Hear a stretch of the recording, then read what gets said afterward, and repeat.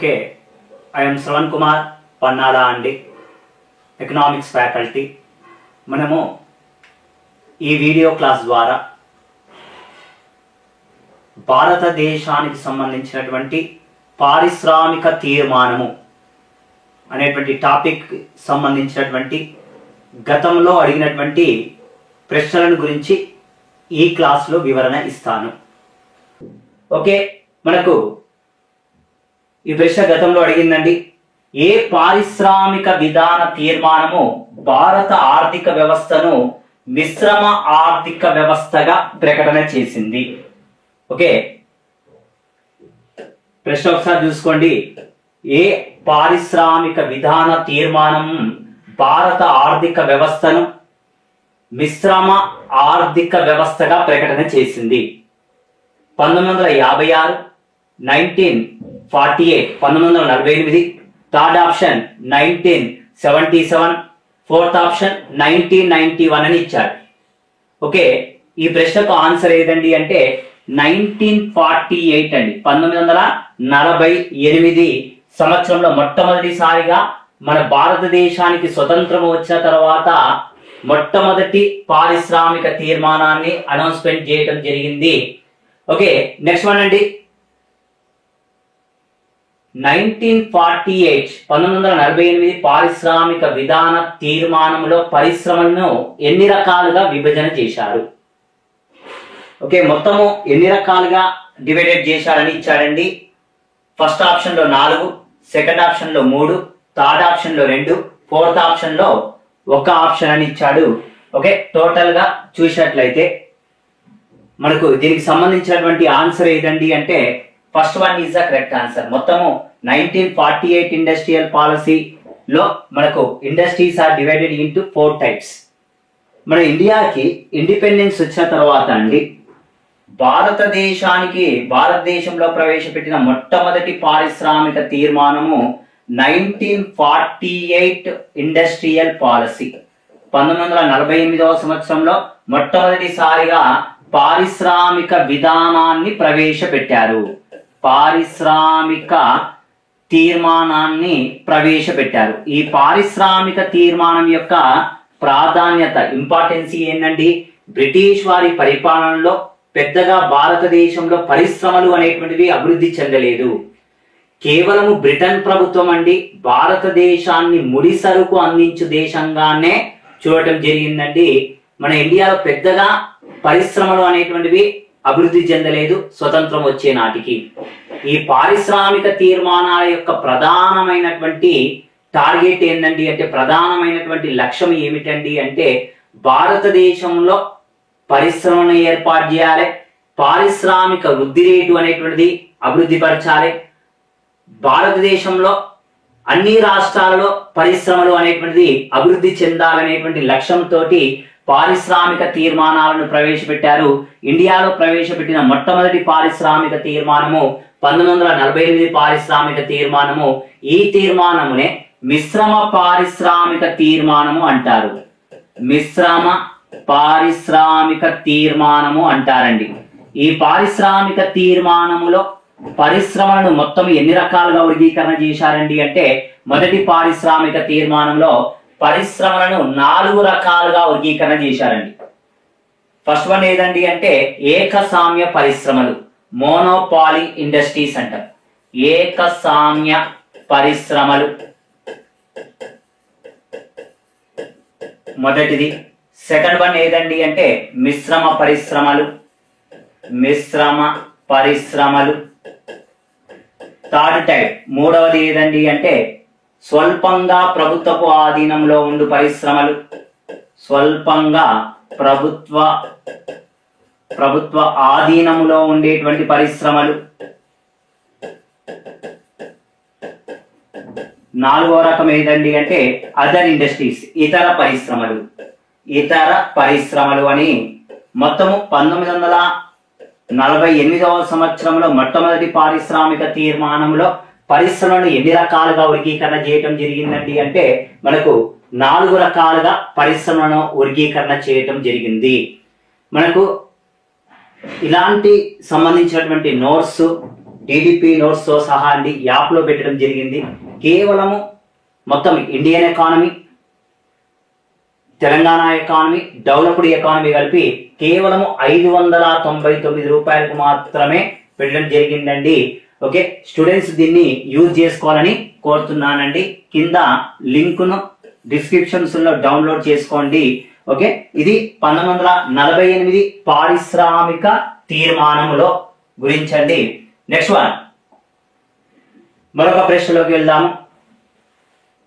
ఆర్థిక రాజ్యాంగంగా పిలువబడేటువంటి పారిశ్రామిక విధానము తీర్మానము 1948, 1977, 1956, 1991.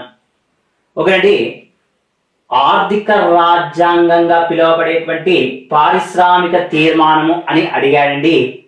1948, 1977, 1956, 1991 అని ఇచ్చాడు. ఓకే, ఆన్సర్ ఏదండి అంటే 1956వ సంవత్సరంలో అనౌన్స్మెంట్ చేయడం జరిగింది. 1956 లో అనౌన్స్మెంట్ చేయడం జరిగింది. 1956వ సంవత్సరంలో భారత ఆర్థిక రాజ్యాంగ తీర్మానంగా అనౌన్స్మెంట్ చేశారు. 1956 ఇండస్ట్రియల్ పాలసీ. భారత ఆర్థిక రాజ్యాంగం, వాస్తవానికి రాజ్యాంగం కాన్స్టిట్యూషన్ అనేటువంటి వర్డ్ను ఎందుకు యూజ్ చేయడం జరిగిందండి అంటే మొదటి పారిశ్రామిక తీర్మానము 1948లో ప్రవేశపెట్టారని చెప్పాను. 1948లో అప్పటికి ఇండియన్ కాన్స్టిట్యూషన్ అనేటువంటిది అమల్లో లేదు, గుర్తుపెట్టుకోండి. భారత రాజ్యాంగము అనేటువంటిది అమల్లో లేదు. భారత రాజ్యాంగము అమలులోకి వచ్చిన తర్వాత చేయబడినటువంటి తీర్మానం 1956లో చేశారు. అందుకే మొదటి చేసినప్పుడు రాజ్యాంగం అనేటువంటిది అమల్లో లేదు. భారత రాజ్యాంగం ఎప్పుడు అమల్లోకి వచ్చింది? 1950 జనవరి 26వ తేదీన అమల్లోకి రావటం జరిగింది. భారత రాజ్యాంగం అమల్లోకి వచ్చిన తర్వాత చేయబడినటువంటి తీర్మానం కాబట్టి రాజ్యాంగము అనేటువంటి వర్డ్ని యూజ్ చేశారు. ఆన్సర్ ఏదండి అంటే 1956 అండి. Third one is the correct answer. మరో ప్రశ్నలోకి పోదామండి. 1956 1956 షెడ్యూల్ బిలో ఎన్ని రకాల పరిశ్రమలు కలవు? 1956 పారిశ్రామిక తీర్మానంలో షెడ్యూల్ బిలో ఎన్ని రకాల పరిశ్రమలు కలవు అని ఇచ్చాడండి. 12 పరిశ్రమలు, 13 పరిశ్రమలు, 14 పరిశ్రమలు, 15 పరిశ్రమలు. ఓకేనండి, answer first one is the answer 12 industries. Okay, మనకు 1956 ఇండస్ట్రియల్ పాలసీలో 1956 పారిశ్రామిక తీర్మానంలోనండి పరిశ్రమలను మొత్తము ఎన్ని రకాలుగా వర్గీకరణ చేశారండి? 1956వ సంవత్సరంలో పరిశ్రమలను 3 జాబితాలుగా, 3 షెడ్యూల్డ్గా వర్గీకరణ చేయటం జరిగిందండి. Scheduled A, scheduled A, scheduled B, scheduled B, scheduled C అని వర్గీకరణ చేయటం జరిగింది. ఓకే, షెడ్యూల్డ్ ఏలో పెట్టినటువంటి ఇండస్ట్రీస్ ఎన్ని ఉన్నాయండి 1956లో అంటే మొత్తము 17 రకాలైనటువంటి పరిశ్రమలు, 17 టైప్స్ ఆఫ్ ఇండస్ట్రీస్ 1956లో షెడ్యూల్ ఏలో పెడితే షెడ్యూల్ బిలో మొత్తము 12 రకాలైనటువంటి పరిశ్రమలు షెడ్యూల్ బిలో పెట్టారు.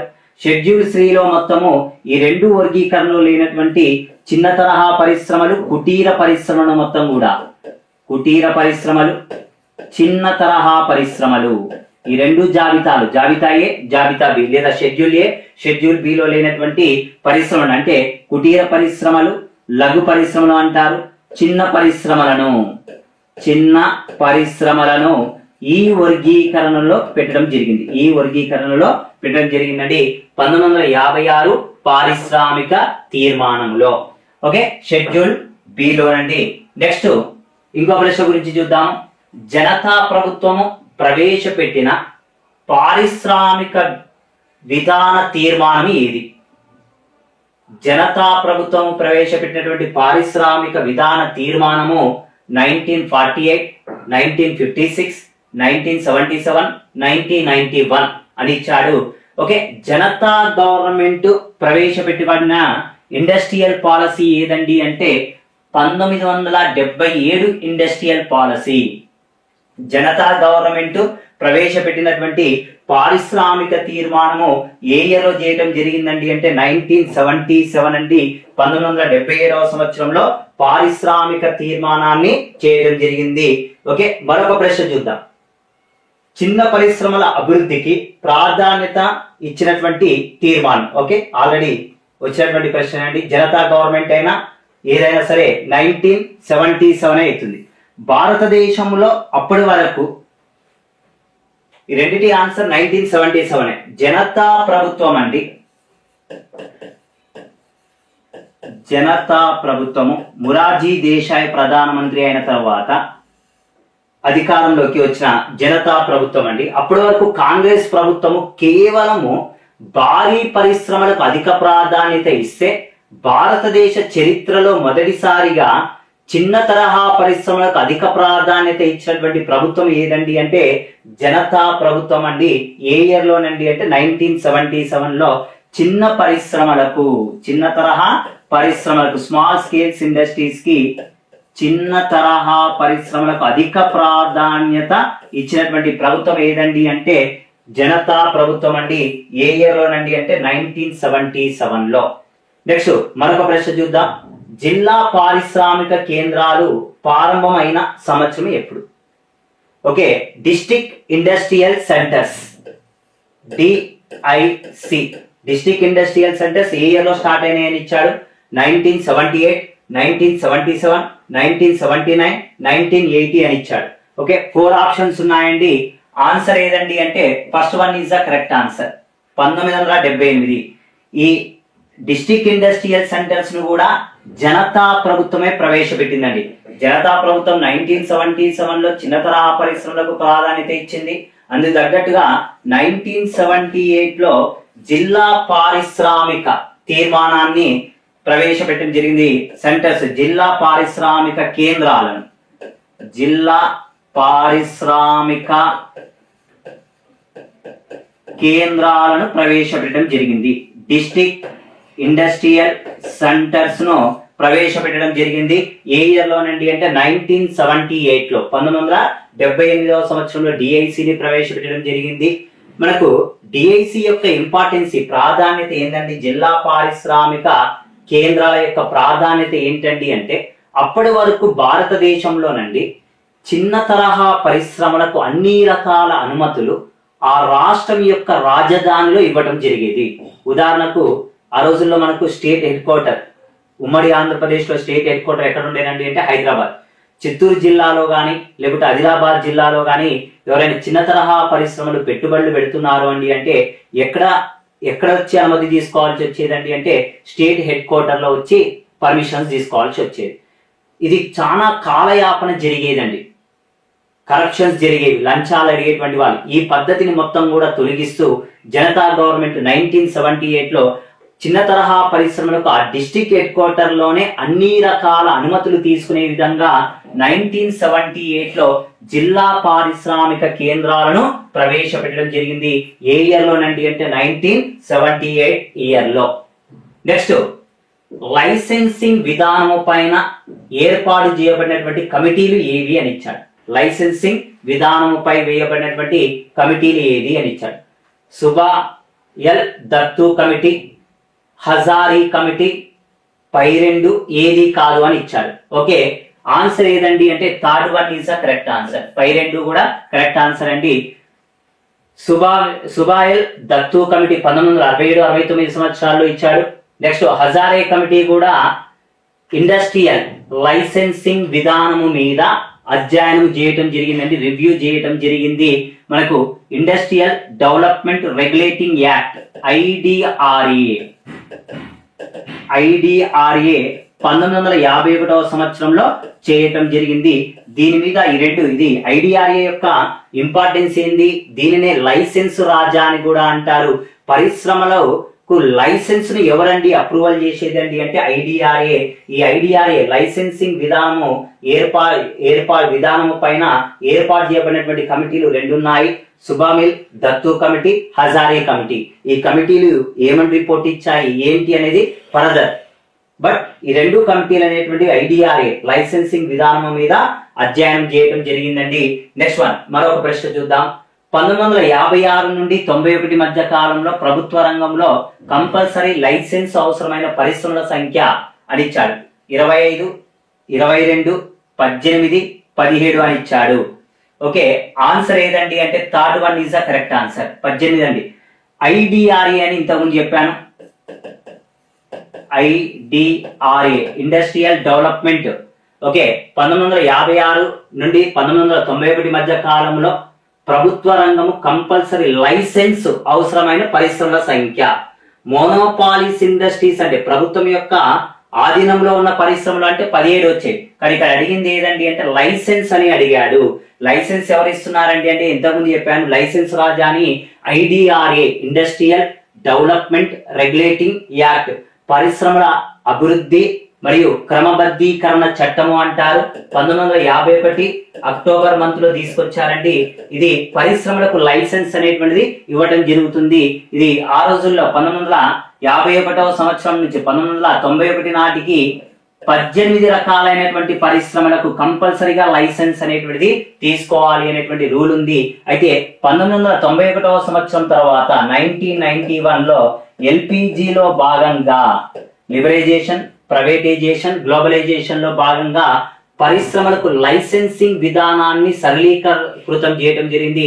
ప్రస్తుతానికి కేవలం 4 పరిశ్రమలు మాత్రమే లైసెన్స్ అనేటువంటిది ఇవ్వటం జరుగుతుంది. ప్రస్తుతం ఇప్పుడైతే ఆఫ్టర్ 1991 LPG విధానం తర్వాత ఒకప్పుడు ఎన్ని పరిశ్రమలకు అండి అంటే 18 ఇండస్ట్రీస్ అండి. 18 పరిశ్రమలకు లైసెన్స్ అనేటువంటిది ఇవ్వటం జరిగేది. నెక్స్ట్ స్టేట్మెంట్ ఇచ్చాడు. ఇంకో ప్రశ్న చూద్దాం. ఈ క్రింది స్టేట్మెంట్ సరి అయినది. సరళీకృత ఆర్థిక విధానంలో MRTP చట్టము తన ప్రాధాన్యతను కోల్పోవడంతో రాఘవన్ కమిటీ సిఫారసుల మేరకు ప్రభుత్వం MRTP చట్టమును 2002లో రద్దు చేసింది. సెకండ్ ఆప్షన్, రాఘవన్ కమిటీ సూచనల మేరకు MRTP చట్టము స్థానంలో 2002లో కాంపిటీషన్ కమిషన్ ఆఫ్ ఇండియాను ప్రవేశపెట్టడం జరిగింది. ఇందులో సరైన స్టేట్మెంట్స్ ఏవి అని ఇచ్చాడు. ఏ మాత్రమే, బి మాత్రమే, ఏబి సరికావు, ఏబి రెండు కూడా సరి అయినవి అని ఇచ్చాడు. Fourth one is the correct answer. Okay, మనకు ఇంతకుముందు చెప్పుకున్నాను లైసెన్సింగ్ విధానం మీద దత్తు కమిటీ కూడా అధ్యయనం చేసింది. దత్తు కమిటీ సిఫారసుల మేరకు 1969వ సంవత్సరంలో MRTP చట్టాన్ని ప్రవేశపెట్టారు. MRTP చట్టము. అయితే MRTP చట్టము 1991లో LPG విధానం ప్రవేశపెట్టిన తర్వాత దీని యొక్క ప్రాధాన్యత కోల్పోయిందండి. ప్రైవేటైజేషన్ ఎంకరేజ్ చేయడం జరిగింది. MRTP అంటే ఏంటండి? Monopolies restriction trade on practices. Okay, ఏకస్వామ్య వ్యాపార నిరోధక చట్టాలు అంటారు MRTP యాక్ట్. ఏకస్వామ్య వ్యాపార నిరోధక చట్టం, monopoly restriction trade on practices. ఇది ప్రైవేటు పరిశ్రమల్లోను విదేశీ పరిశ్రమల్లో ఎంతవరకు పెట్టుబడులు పెట్టాలి అని చెప్పి ఒక గరిష్ట పరిమితిని నిర్ణయించేటువంటిది. అయితే 1991లో దీని యొక్క ప్రాధాన్యత తగ్గిపోయిన తర్వాత 2002వ సంవత్సరంలోనండి SVS రాఘవన్ అండి, SVS రాఘవన్ MRTP చట్టాన్ని రద్దు చేయమన్నాడు. దాని స్థానంలో కాంపిటీషన్ యాక్ట్, 2 పరిశ్రమల మధ్య ఎప్పుడూ కూడా పోటీ తత్వము ఉండాలి. ఇప్పుడు కూడా మనము కాంపిటీషన్ ఎగ్జామ్స్ ఎందుకు రాస్తున్నాము? 2 పర్సన్స్ మీద బెస్ట్ రిజల్ట్ వచ్చినటువంటి వారికి అక్కడ మనకు జాబ్ వస్తుంది. ఇక్కడ కూడా 2 పరిశ్రమల మధ్య పోటీ తత్వం ఉండాలి. ఎలాంటి పోటీ తత్వం ఉండాలి? ఎగ్జాంపుల్, పెట్టుబడిలోను ఒక 2 పరిశ్రమను ఏర్పాటు చేశారనుకోండి. ఏబి అనేటువంటి పరిశ్రమ, ఏ అనేటువంటి పరిశ్రమలో పెట్టుబడి 100 కోట్లతో ఏర్పాటు చేశాడనుకోండి. బి అనేటువంటి వాడు 120 కోట్లతో పెట్టుబడులతోటి స్టార్ట్ చేశాడు.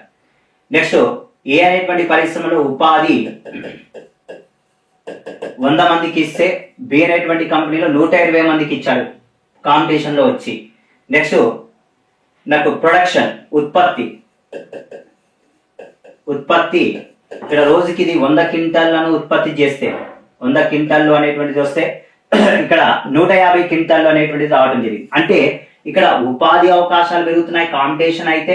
నెక్స్ట్ ఉత్పత్తి పెరుగుతుంది, పెట్టుబడి పెరుగుతుంది. ఆటోమేటిక్ గా పారిశ్రామికంగా వృద్ధి రేటు అనేటువంటిది పెరుగుతుంది అని చెప్పి కాంపిటీషన్ యాక్ట్ ను ఇంట్రడ్యూస్ చేయమని చెప్పి అడ్వైజ్ చేసినటువంటి కమిటీ ఏ కమిటీ అండి అంటే మనకు SVS రాఘవన్ సిఫారసుల మేరకు 2002వ సంవత్సరంలో 2002లో కాంపిటీషన్ యాక్ట్ ను ప్రవేశపెట్టడం జరిగిందండి. ఈ క్రింది వాటిని జతపరచండి అని ఇచ్చాను. ఫస్ట్ది IDRA act, MRTP act, competition act, సెడ్జి యాక్ట్ అని ఇచ్చాను. చూసినట్లయితే IDRA industrial development regulating act, పరిశ్రమల అభివృద్ధి క్రమబద్ధీకరణ చట్టము ఏ సంవత్సరంలో వచ్చిందండి అంటే 1951వ సంవత్సరంలో వచ్చింది.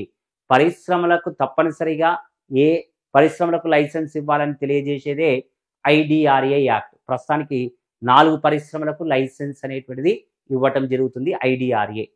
Next MRTP act. ఓకే, ఏకస్వామ్య పారిశ్రామిక నిరోధక చట్టం అని అంటారండి. Okay, MRTP means monopoly restriction trade on practices, ఏకస్వామ్య వ్యాపార నిరోధక చట్టం.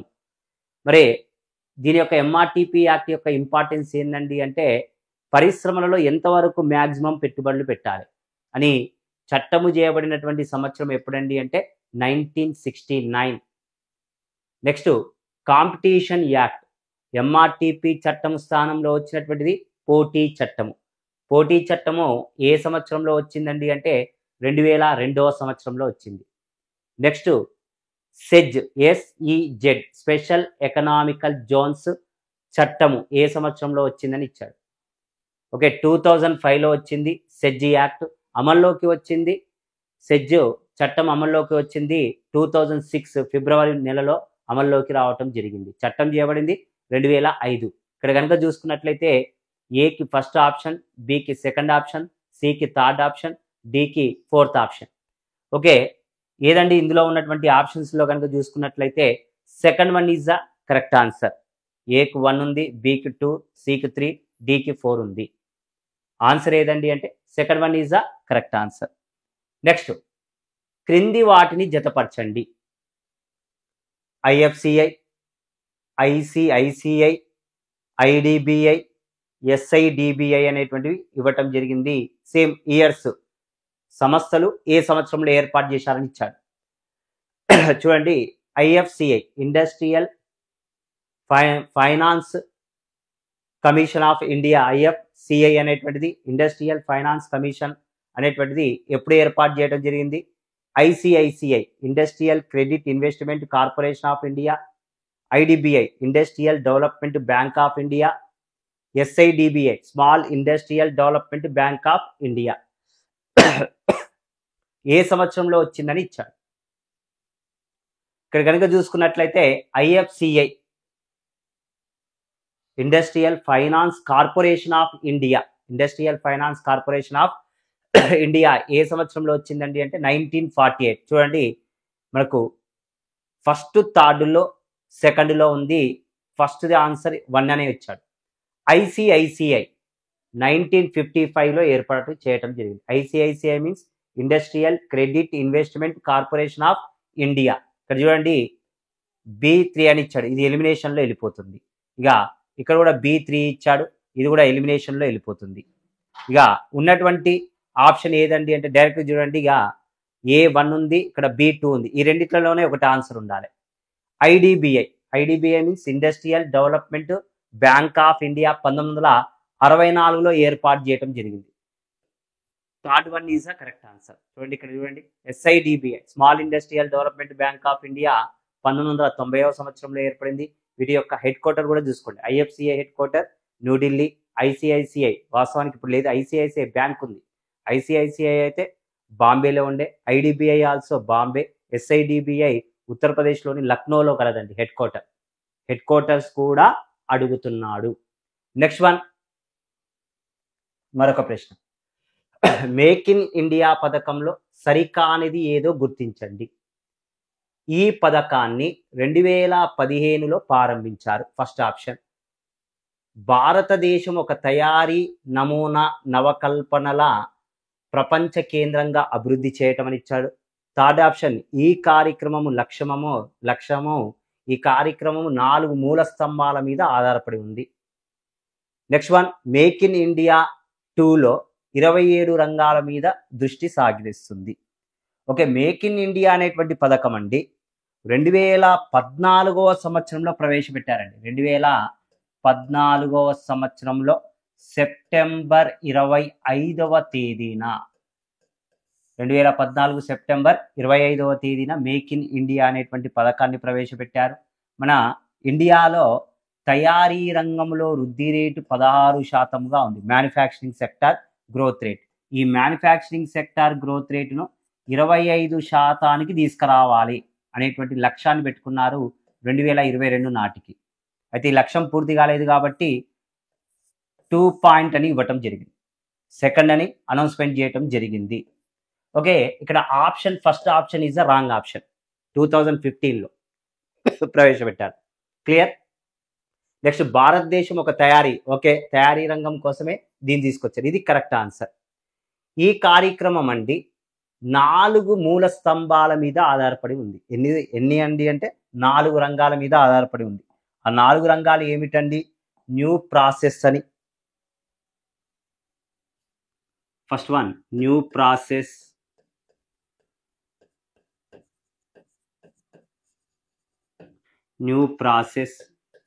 New infrastructure,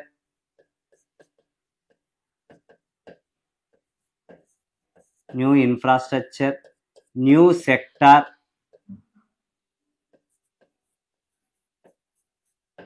okay, new mind set. మొత్తం ఎన్ని రంగాల మీద ఆధారపడి ఉందండి అంటే మేక్ ఇన్ ఇండియా అనేటువంటి కార్యక్రమము 4 రంగాల మీద ఆధారపడి ఉందండి. ఇది కూడా కరెక్ట్ ఆప్షనే. నెక్స్ట్, మేక్ ఇన్ ఇండియా 2లో 27 రంగాల మీద దృష్టి సారించింది. ఓకే, ఇది మన సర్వే బుక్లో ఇవ్వటం జరిగింది. మేక్ ఇన్ ఇండియా అనేటువంటి పథకం అండి ఎన్ని రంగాల మీద అండి అంటే వాస్తవానికి ఫస్ట్ 25 అనేటువంటిది ఉంటే దీన్ని ఇప్పుడు ఎన్ని రంగాలకు మారవటం జరిగిందండి అంటే 27 రంగాలకు మారవటం జరిగింది. అంటే ఇక్కడ ఆప్షన్లో కనుక చూసుకున్నట్లయితే మేక్ ఇన్ ఇండియాలో 27 రంగాల మీద దృష్టి సారించాలి, కరెక్ట్ ఆన్సరే. ఇక ఇప్పుడు చూడండి, ఇక్కడ కరెక్ట్ ఆన్సర్ కనుక చూసుకున్నట్లయితే BCD అనేటువంటిది కరెక్ట్ ఆన్సర్. ఓకే, నెక్స్ట్ మరొక ప్రశ్నలోకి పోదాం. ఈ క్రింది వాటిలో సరి అయిన అంశాలను గుర్తించండి. దేశంలో పెట్టుబడుల ఉపసంహరణ 1991లో ప్రారంభించారు. పెట్టుబడుల ఉపసంహరణపై 1992లో సి రంగరాజన్ కమిటీ అధ్యయనం చేసింది. పెట్టుబడుల ఉపసంహరణ మొదటి చివరి మంత్రి అరుణ్ శౌరి అని ఇచ్చాడు. ఈ 3 కూడా కరెక్ట్ ఆన్సర్సే అండి. ABC 3 కూడా కరెక్ట్ ఆన్సర్సే. 3 కూడా కరెక్ట్ ఆన్సర్స్గా చెప్పవచ్చు. ఈ 3 కూడా కరెక్ట్ ఆన్సర్సేనండి. ABC అనేటువంటిది 3 కూడా కరెక్ట్ ఆన్సర్సే. ఫస్ట్ వన్ కనుక చూసుకున్నట్లయితే మన ఇండియాలో పెట్టుబడుల ఉపసంహరణ ఏ సంవత్సరంలో ప్రారంభమైందండి అంటే 1991లో 1991వ సంవత్సరంలో పెట్టుబడుల ఉపసంహరణ అనేటువంటిది పివి నరసింహారావు ప్రధానమంత్రిగా ఉన్నప్పుడు ప్రభుత్వ రంగ సంస్థలు ప్రైవేటీకరణ చేయడానికి అవకాశం ఇచ్చాడు 1991లో. పెట్టుబడుల ఉపసంహరణ మీద ఒక కమిటీని వేయటం జరిగింది, రంగరాజన్ కమిటీ. ప్రభుత్వ రంగ సంస్థల్లో మరి ప్రభుత్వ రంగం యొక్క వాటా ఎంతవరకు అమ్మాలి, ఎంతవరకు ప్రైవేటీకరణ చేయాలనేటువంటి అంశం మీద అధ్యయనం చేసినటువంటి ఆర్థికవేత్త ఎవరండి అంటే రంగరాజన్. మనకు పేదరికం మీద అధ్యయనం చేశాడు. ఓకే, ఆర్బీఐ గవర్నర్గా చేశాడు, ఆర్థిక సంఘం చైర్మన్గా కూడా చేశాడు రంగరాజన్. నెక్స్ట్, పెట్టుబడుల ఉపసంహరణ మొదటి చివరి శాఖ మంత్రి ఎవరండి అంటే అరుణ్ శౌరి. కరెక్టేనండి. అటల్ బిహారీ వాజ్పేయి ప్రధానమంత్రిగా ఉన్నటువంటి టైంలో 1999లో పెట్టుబడుల ఉపసంహరణ శాఖ మంత్రిగా అరుణ్ శౌరి చేశాడండి. అతడే మొదటివాడు, చివరివాడు. ఎన్డీఏ గవర్నమెంట్ దీన్ని ఫాలో అప్ చేయలేదు. ప్రస్తుతానికి పెట్టుబడుల ఉపసంహరణ శాఖను కూడా ఎవరు చూస్తున్నారండి అంటే ఆర్థిక శాఖ మంత్రి చూడటం జరుగుతుంది. దానికి ప్రత్యేకంగా ఒక శాఖ మంత్రి అనేటువంటిది లేదు. ఓకే, నెక్స్ట్ వన్ అండి.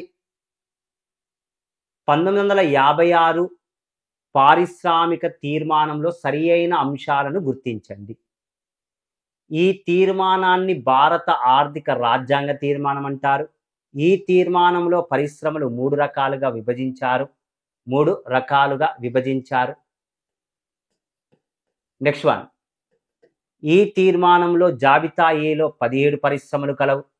నెక్స్ట్ డి ఆప్షన్ చూడండి. ఈ తీర్మానమును ప్రభుత్వ రంగ విస్తరణకు సామ్యవాద రీతి సమాజ స్థాపనకు దోహద పడింది. ఇందులో అన్ని ఆప్షన్స్ కరెక్టేనండి. ఇక్కడ కనుక చూసుకున్నట్లయితే ఈ తీర్మానాన్ని భారత ఆర్థిక రాజ్యాంగ తీర్మానం అన్నాం. ఎందుకన్నామండి భారత ఆర్థిక రాజ్యాంగ తీర్మానం అని అంటే మనకు మొదటి పారిశ్రామిక తీర్మానము 1948వ సంవత్సరంలో చేశారు. 1948లో చేశారు. ఇండియాకి స్వతంత్రం వచ్చిన తర్వాత ఫస్ట్ ఇండస్ట్రియల్ పాలసీ పారిశ్రామిక తీర్మానము 1948లో అయింది. ఈ పారిశ్రామిక తీర్మానం యొక్క ప్రాధాన్యత ఇంపార్టెన్స్ ఏందండి అంటే మిశ్రమ పారిశ్రమలకు ప్రాధాన్యత ఇచ్చింది. ఆ తర్వాత 1956లో చేశారు. 1956 పారిశ్రామిక తీర్మానాన్నే భారత ఆర్థిక రాజ్యాంగ తీర్మానం అన్నారు. మరి ఇక్కడ ఎకనామిక్స్లో కాన్స్టిట్యూషన్ అనే వర్డ్ వచ్చింది, రాజ్యాంగం అని. ఎందుకు వచ్చిందండి అంటే 1948 నాటికి ఇండియన్ కాన్స్టిట్యూషన్ అనేటువంటిది అమల్లో లేదు. బట్ అమల్లోకి వచ్చిన తర్వాత 1950 జనవరి 26లో మనకు కాన్స్టిట్యూషన్ అనేటువంటిది అమల్లోకి వచ్చింది. అమల్లోకి వచ్చిన తర్వాత చేయబడినటువంటి తీర్మానం కాబట్టి దీన్ని భారత ఆర్థిక రాజ్యాంగ తీర్మానం అంటారు. ఓకే, ఈ తీర్మానంలో పరిశ్రమలు 3 రకాలుగా వర్గీకరణ చేశారు. జాబితా ఏ, జాబితా బి, జాబితా సి అని వర్గీకరణ చేశారు. నెక్స్ట్ జాబితా ఏలో 17 పరిశ్రమలు కలవండి. ఓకేనండి, 17 పరిశ్రమలు కలవు. ప్రస్తుతానికి మాత్రం 2 పరిశ్రమలే కలవు.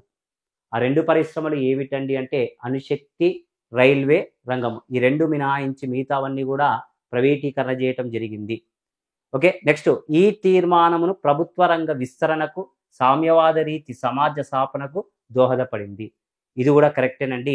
ఆన్సర్ ఏదండి అంటే 4th one is the correct answer. A, B, C, D అనేటువంటివి కరెక్ట్ ఆన్సర్ అండి.